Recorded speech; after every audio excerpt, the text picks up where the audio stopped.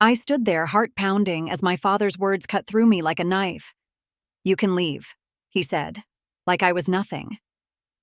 I pushed back my tears and slowly rose, the weight of years of rejection pressing on my shoulders. But just as I turned, Mark, my husband, my anchor, stood beside me. His hand on my back was steady, warm.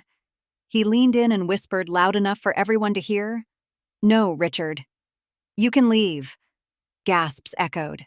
My father's face drained of color. Subscribe for the next chapter. Trust me, you don't want to miss what happens next. Before we dive in, make sure to hit that subscribe button and turn on the notification bell. This channel brings you powerful, emotional stories you won't forget.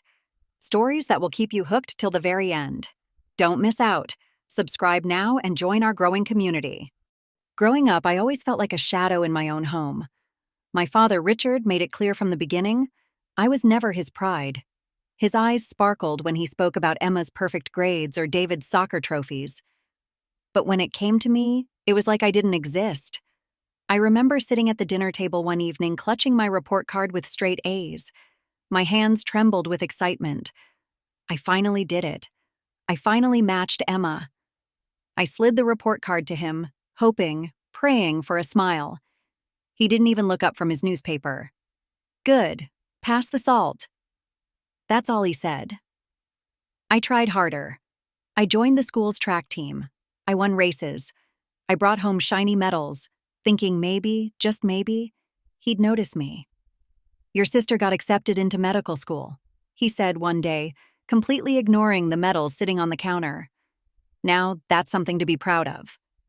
I swallowed the lump in my throat and nodded, pretending it didn't hurt. But it did. It always did. One Saturday, I woke up at dawn to bake his favorite cake, vanilla with strawberries. I spent hours perfecting it. When I placed the cake on the table and proudly said, "I made this for you," he didn't even glance at it. His words burned me more than the oven ever could. "Don't you have something useful to do?" That was the day I stopped trying to be his favorite. That was the day I realized I would never be. But life has a strange way of bringing light when you've spent years in the dark. I met Mark in college. He wasn't flashy like the people my father liked. He was quiet, kind, and he saw me. Not as a disappointment, not as the girl who didn't measure up, but as someone worth loving. Our connection was instant. We spent hours talking about everything and nothing, our dreams, our fears, the families we wished we had. Mark made me feel like I mattered. When I finally introduced him to my family, I hoped, maybe foolishly, that my father would give him a chance. Instead, Richard barely gave him a glance.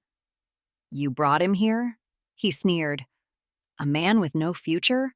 A nobody?" I bit my lip, trying to hold back tears. "He's good to me, Dad. He makes me happy." "Happiness won't put food on the table. He'll drag you down." "But I love him." My father's face hardened. His next words changed everything. "If you marry him, you're not my daughter." I stood there, trembling. I looked at Mark, whose face was calm, but whose grip on my hand tightened protectively. And in that moment, I made my choice. I chose love. I chose Mark. I turned to my father, my voice shaking but firm. "Then I guess I'm not your daughter." I walked out that day with Mark by my side, leaving behind the house, the memories, and the father who never wanted me. The years that followed weren't easy, but they were real. Mark and I built a life together, filled with laughter, struggles, quiet dinners, and small victories. Even when I missed my family, even when I wondered if maybe I made a mistake, Mark always reminded me, "You didn't lose them. They lost you." But somehow, even after all these years, part of me still wanted my father to look at me just once and say, "I'm proud of you." That hope, it never completely died. And now, sitting in that grand retirement dinner, watching him raise his glass and call Emma and David his real children, I realized he never changed. But maybe neither did I. Subscribe to the channel and turn on the notification bell. The next chapter will reveal the secret Mark has been hiding all along. You don't want to miss it. Growing up, my father painted our family like a picture-perfect postcard. Emma, the brilliant, accomplished doctor. David, the successful businessman. And me? I was the stain he wished he could erase. Even as I sat at his grand retirement dinner, watching him beam proudly at Emma and David, I wondered how many people actually believed the story he sold to the world. But behind that perfect frame, the cracks were wide and ugly. Emma, the golden child, the one who could do no wrong, was living in a crumbling marriage. Her husband, Tom, was not the devoted partner everyone thought he was. They were the kind of couple people envied.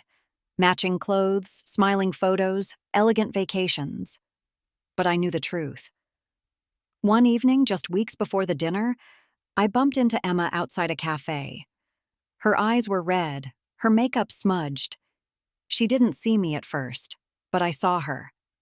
I followed her gaze to the corner where Tom sat, laughing and holding hands with another woman.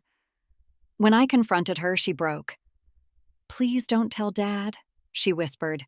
"He can't know. He'd never forgive me for failing." Failing? Emma was being cheated on, and still, all she could think about was disappointing our father. I promised to stay quiet, but the weight of it gnawed at me. Then there was David, the brilliant investor, the young genius, who my father loved to parade in front of his friends. But David was drowning in debt, holding together his crumbling business with flimsy lies and borrowed money. His house, his cars, even his office. They were all bought on loans he could never repay. I overheard him one day on a panicked phone call outside the family home. "Just give me one more month, please. If my father finds out, I'm done." I didn't tell anyone. Maybe part of me wanted to protect them. Maybe I thought that if I kept their secrets, I'd finally have a place in the family. But the truth? I was protecting the illusion more than I was protecting them. My father, Richard, continued to brag to anyone who would listen. "My daughter is a top surgeon. My son is a financial genius. They've made me proud." And every time he said it, people clapped. They believed him. But I knew. I knew it was all a lie. The only one who quietly understood was my mother. I could see it in her eyes. She knew about Tom's affairs. She knew about David's failing company, but she never said a word. "Why don't you tell him?" I asked her one day in the kitchen, as she carefully set the table for one of his many family dinners. Her voice was soft, tired. "Your father believes what he wants to believe. If I shatter that, I'm not sure what will be left of him." I didn't understand it then.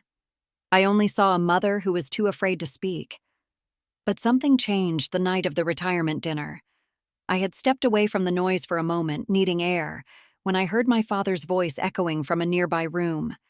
I stayed hidden, my curiosity getting the better of me. "If they find out about the missing funds, my career is over," he said to a man I didn't recognize. "You're supposed to make this go away." The man's voice was sharp. "I can't hide this forever, Richard. It's not just a simple mistake. It's fraud." Fraud? My heart stopped. "I'm retiring now. I just need this buried. I've built a reputation. I can't lose it. Not over this." Fraud, missing funds, cover-ups. For years, he built his image by stepping on me, by ignoring me, by pushing me away.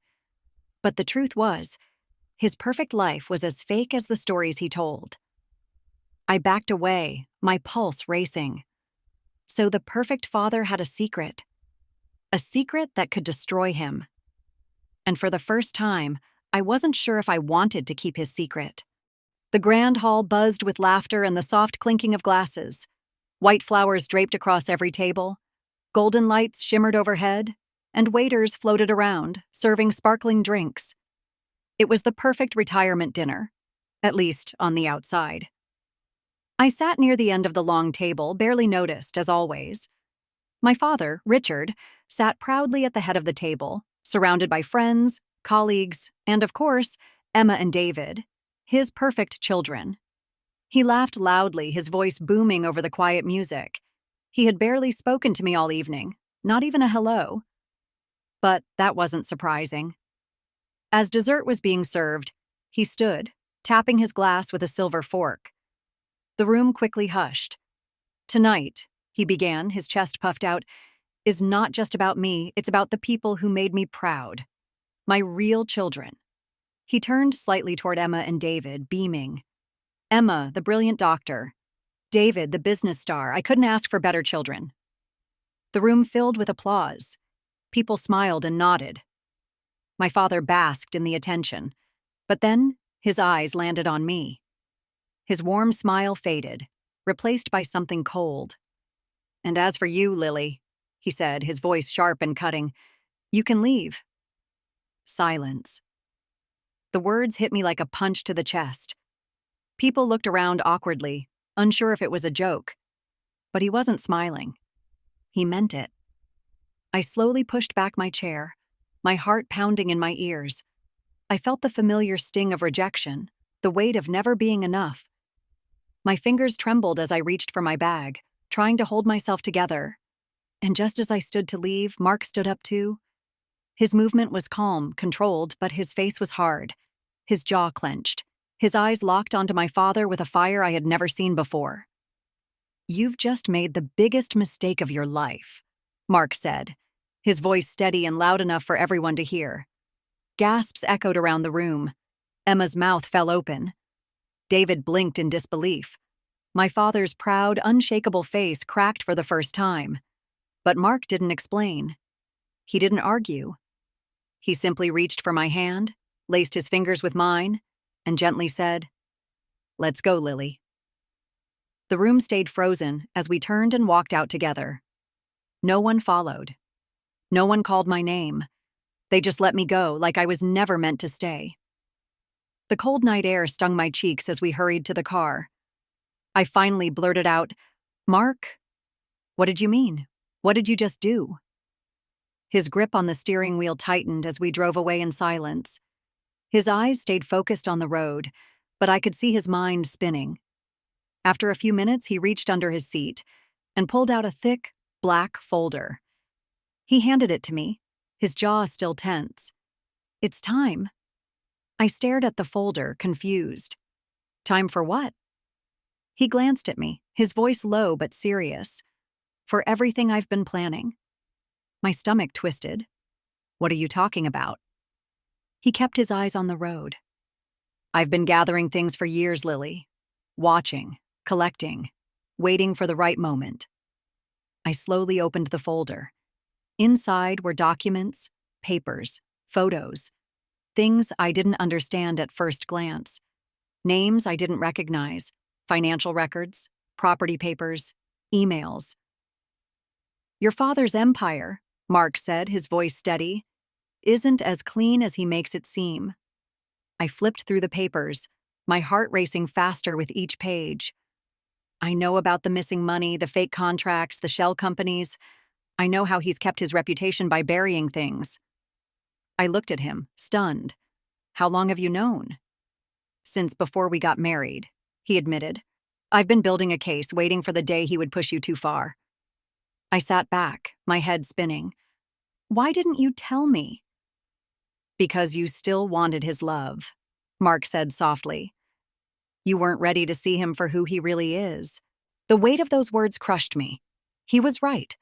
I had spent years chasing crumbs of affection from a man who would never give them. "And now?" I whispered. "Now," Mark said, his eyes sharp, "he's finally given us the chance to take everything." I sat in stunned silence as the weight of Mark's words sank in. "We own him now." I glanced back down at the folder, my fingers trembling as I flipped through page after page. Names, numbers, company seals, hidden contracts, secret accounts. None of it made sense at first, until Mark gently pointed to one document in particular. "This," he said, his voice low but steady, "was the beginning." It was a loan agreement, not in my father's name, but in the name of a quiet, almost invisible investment company. The paperwork showed that when my father's business was on the verge of collapse years ago, this mysterious company stepped in, investing just enough to keep it afloat. My heart pounded as I looked up at Mark. "But what does this have to do with you?" Mark's lips curled into the smallest, saddest smile. "That company? I built it. It's mine. I stared at him, my mouth dry. You saved his company? Without even realizing it, he said softly. He's been surviving off my help for the last 5 years. I invested quietly through front names so he'd never trace it back to me. I couldn't breathe. Why? Why would you help him? Because I love you, Mark whispered, his eyes locking onto mine. Because I couldn't stand the thought of you being hurt if his company went under, and because I knew, one day, he'd try to hurt you anyway. Tears burned behind my eyes. All those years I thought I was alone. Mark had been fighting for me in ways I never imagined. Mark gently turned another page in the folder. This time, it wasn't about the investments. It was about the fraud. Your father didn't just run a company, Mark said. He built it by cheating people, falsifying numbers, hiding funds in offshore accounts. I've been tracking every move. He showed me emails between my father and a man I remembered from the dinner, the one I overheard talking about missing funds. I've got records of the shell companies he used to move money, Mark continued. Fake employees, fake suppliers. He's been skimming for years. I felt sick. The man who spent his life calling me a disappointment was the same man living a lie, propped up by the very person he had thrown away. And now, Mark said, flipping to the final page, a power move so simple but devastating. We own enough shares to take over his company. My eyes widened. We do? Mark nodded. Through silent partners, through the investment company I control. Your father doesn't realize he's been slowly giving his company away. To me. No, I whispered, my head spinning. To us. Mark smiled. Yes, to us. I ran my hand over the final document, a statement of ownership that proved Mark had carefully bought his way into controlling interest. You planned this all along? I asked. I didn't plan to destroy him, Mark said. At first, I just wanted to protect you. But when I saw how far he was willing to go to humiliate you, when he told you to leave tonight, that's when I realized he didn't deserve to win. I closed the folder slowly, my chest still tight with the mix of heartbreak and growing power. I had spent years chasing a father's approval I would never get. But now, I had something else. Something my father could never take from me. Control. Does he know?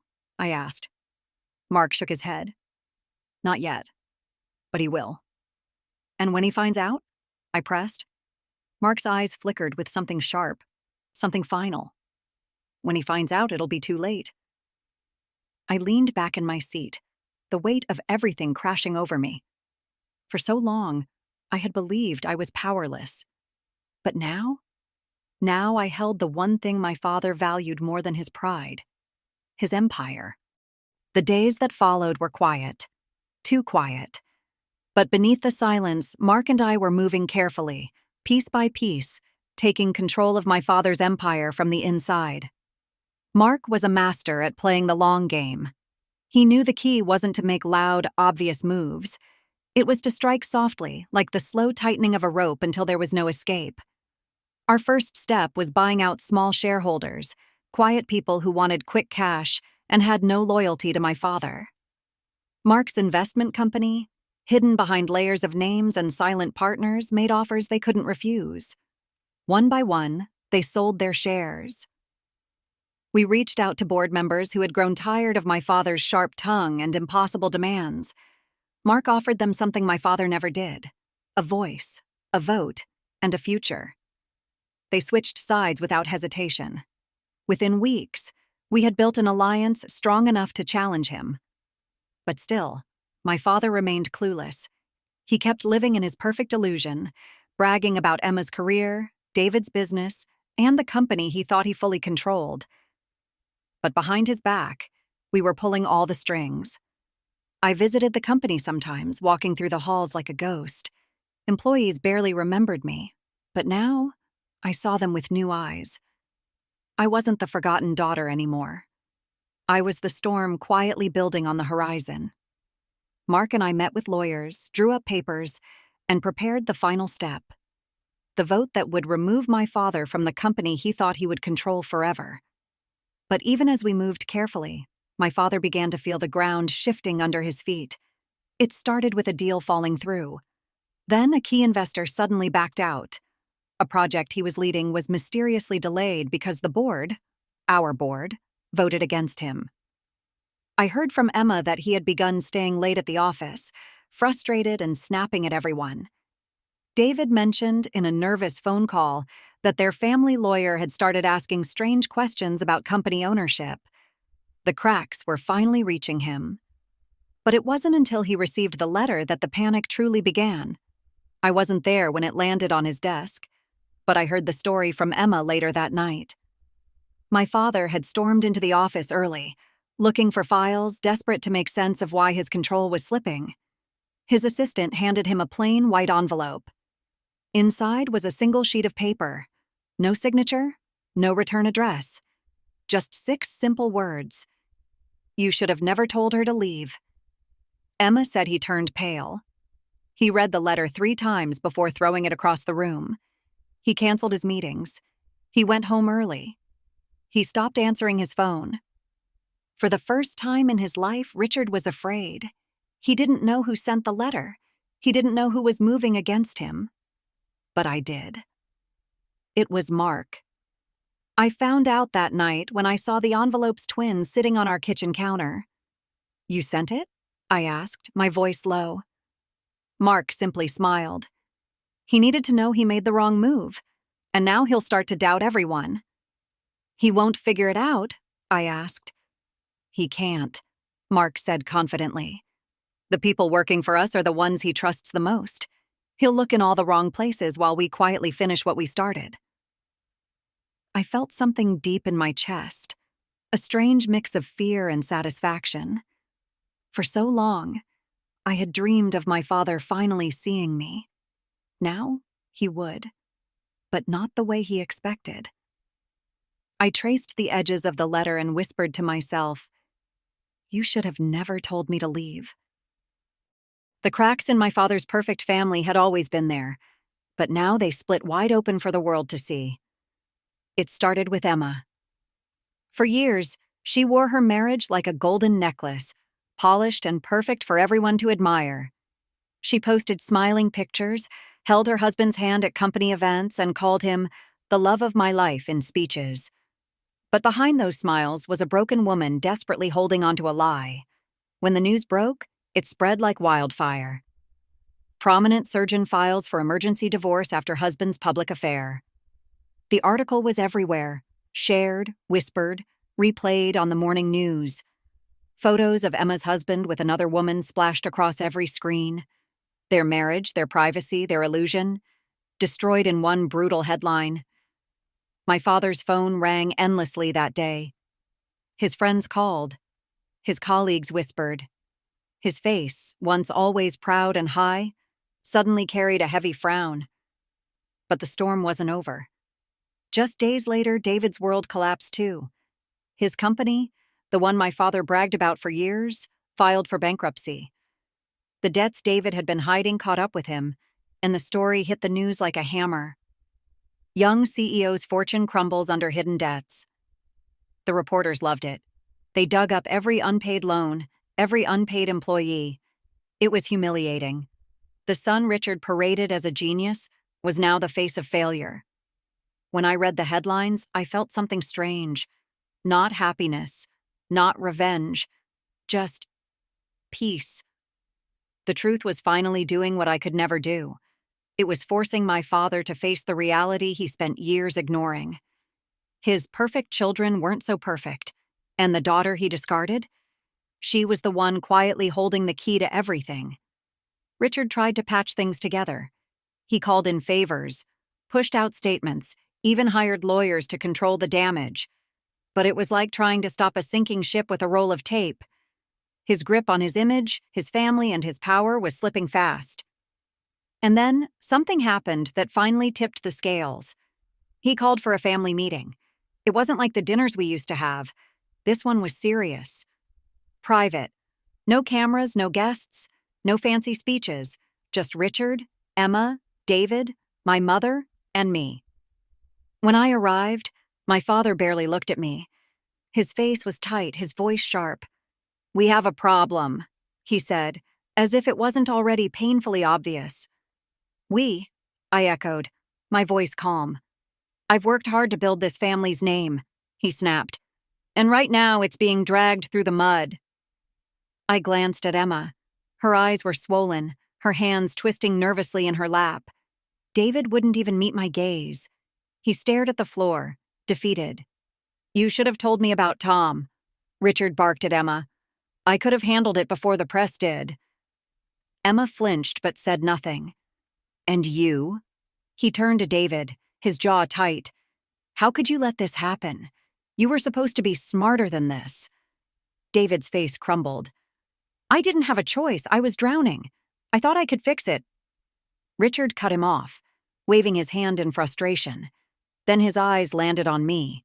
"And you?" he spat, as if even saying my name disgusted him. "You walk away from this family like you're better than us?" I leaned forward, my voice steady. "I didn't walk away. You told me to leave." The room went silent. Before he could speak again, I calmly placed a folder on the table. "I have something to show you all." His eyes flickered, but he said nothing. Emma and David watched me, their faces pale, their curiosity battling their dread. I flipped open the folder and slowly pushed the documents across the table. Share certificates, investment records, proof of silent takeovers. Mark and I had taken control. "This," I said quietly, "is your company's ownership. Most of it now belongs to Mark's investment group, which means it belongs to us." Richard's face drained of color. His mouth opened, but no words came out. "I told you," I continued, my voice calm but sharp. "You should have never told me to leave." The silence in the room was louder than any shouting could have been. My father stared at the documents I laid out on the table, his hand hovering over them, but he didn't dare touch a single page. His confidence, so solid just moments ago, cracked like glass under pressure.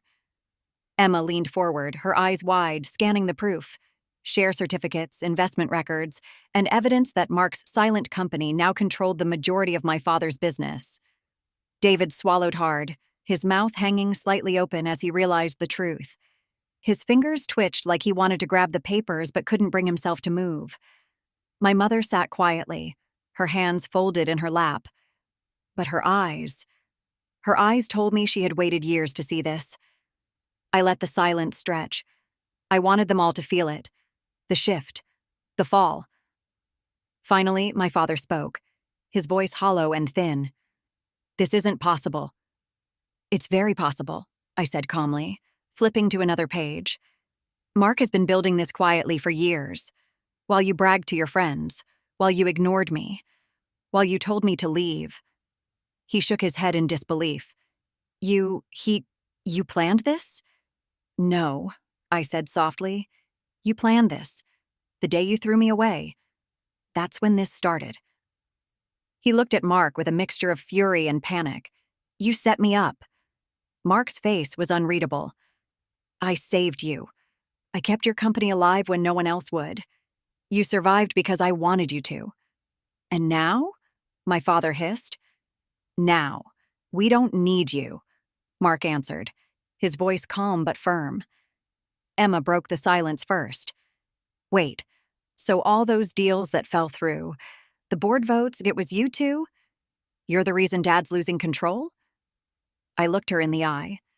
"No, Emma. He's losing control because he built his empire on lies. We just stopped helping him hide it." David's voice cracked. "You mean you've been watching us all along?" "Yes," I said simply. "I know about your debts, about the loans you couldn't pay, about the projects you failed. I know everything." His shoulders slumped in shame. My father slammed his fist on the table, his face burning with rage. "You think you've won? You think you can humiliate me like this? I built this family. I built this company." I met his furious stare, my voice steady. "No. You built a house of cards and now it's falling." My mother, who had stayed quiet all this time, finally spoke. Her voice was soft but carried a weight that filled the room. "She was right, Richard. You were always wrong about her. Everyone turned to her in shock. I watched you tear her down, she continued, her gaze never leaving him. I stayed silent because I thought that's what holding a family together meant. But you broke her. You pushed her away. And now she's stronger than all of us. My father looked at her, betrayed. You're taking her side? She nodded slowly. I should have done it a long time ago. I could feel my heart trembling, but I didn't let it show. I had waited years to hear those words. I didn't know if I wanted to cry or scream, but instead, I leaned forward and looked my father straight in the eye. Do you want me to leave now? I asked, my voice sharp, quiet, and deadly. His mouth opened, but no sound came out. His hands clenched into fists on the table, but he had nothing left to fight with. The company was slipping from his grip. His reputation was crumbling, and for the first time, he realized he had no control over me. I pushed the final set of documents across the table, proof of his financial crimes, enough to ruin him if it ever reached the public. You'll step down, I said, or this goes to the authorities. His breathing grew faster. His face, usually so composed, twisted in panic. You've destroyed me, he whispered. No, I said, rising to my feet. You destroyed yourself. I just finally stopped saving you. Mark stood beside me, steady as always. Emma and David stayed silent, knowing they had been part of the lie, too broken to speak. I turned one last time and asked, So, do you want me to leave now, Dad? Or are you ready to watch me lead? My father's hands trembled as he clutched the edge of the table, his breathing shallow, his chest rising and falling in panic. For the first time, Richard, the man who controlled everything, the man who pushed me aside as if I never mattered, was cornered. The evidence was in front of him. Mark and I had quietly taken control of his company. His carefully buried crimes were now sitting in a neat folder, ready to be exposed to the world. His entire life's work was slipping from his grasp. His voice cracked, desperate. Lily, please. I made mistakes, but I'm still your father. I stayed silent, my gaze steady, the years of his rejection replaying in my mind like an old film. The dinners I wasn't invited to, the moments he overlooked me, the day he told me to leave. And now here he was, begging me to stay. I can fix this, he pleaded, his voice shaking. We can fix this. I can step back publicly, but you don't have to do this. You don't have to destroy me. I could see the cracks forming, not just in his power, but in his pride. Mark placed his hand gently on my back, his silent way of saying, You don't owe him anything. I met my father's desperate eyes. I'm not doing this to destroy you, I said quietly. I'm doing this to finally stand on my own. You spent years making me feel like I didn't belong, like I wasn't good enough, like I was the outsider in my own family. I paused, letting the words hang in the air. But I was never the outsider. You just couldn't see me. My father's lips trembled. I do now. I see you. Please, Lily, I'm sorry. His apology, so long overdue, felt hollow now. It's too late for that, I said, my voice steady. You have two choices. Step down quietly and sign the transfer of power. Or I walk out of this room and the folder you see right there goes to the authorities and every journalist in the city. His face tightened. He knew I wasn't bluffing. I slid the transfer papers across the table toward him. The decision is yours. His shoulders sagged, the weight of his defeat finally pressing him down. He picked up the pen, his hand shaking as he scribbled his signature on the papers. It was over. The company was now ours. The father who told me to leave was now the man I had forced to step down. I stood up slowly, my heart strangely calm. Not angry, not bitter, just free. I turned to Emma and David. Their faces were heavy with guilt and regret, but I didn't need their words. I didn't need their apologies. I had never needed their approval. My mother's eyes met mine, soft and proud, and for the first time I felt like she truly saw me. Mark stood with me, quietly, his presence steady like it had always been. I looked at my father one last time. "You told me to leave," I said gently. "But this time, I'm walking out because I choose to, and I'm not walking away in shame." I took a deep breath and added, "I'm walking away in strength." His lips parted as if he wanted to speak, but no words came, and I didn't wait for them. I walked out of that room with my head high, my husband by my side, and for the first time in my life, I felt complete. I didn't need his acceptance anymore. I didn't need to fight for his approval. I had my own power, my own voice, and my own victory. And most importantly, I finally had peace. The family I once thought I lost now looked at me with respect, not pity. I chose this ending, and it was the most beautiful choice I had ever made. Thank you for following this story. If you enjoyed it, don't forget to hit the subscribe button, like, and turn on the notification bell. More powerful stories are coming your way. Don't miss the next one. See you soon.